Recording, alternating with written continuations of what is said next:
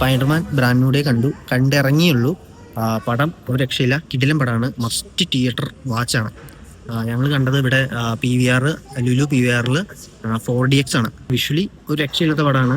പിന്നെ പടത്തെക്കുറിച്ച് പറയുകയാണെങ്കിൽ പടം കൂടുതലും സ്പൈഡർമാൻ്റെ ഒരു ഇമോഷണൽ സൈഡാണ് കാണിക്കുന്നത്. പിന്നെ ആക്ഷൻസ് ഒക്കെ ഒരു രക്ഷയില്ല. ആക്ഷൻ ലെങ്ത് കുറച്ച് കുറവാണ്. ആക്ഷൻ ലെങ്ത് നമ്മൾ കണ്ട് ഒരു ത്രില്ലടിച്ച് വരുമ്പോഴത്തേനും അത് പടം തീർന്നു പോകും.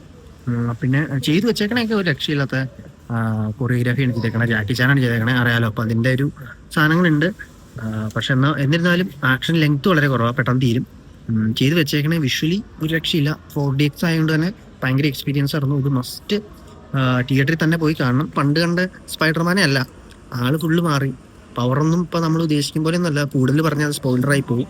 അതുകൊണ്ട് നിങ്ങൾ പോയി കാണുക, കണ്ട് തന്നെ എക്സ്പീരിയൻസ് ചെയ്യാം.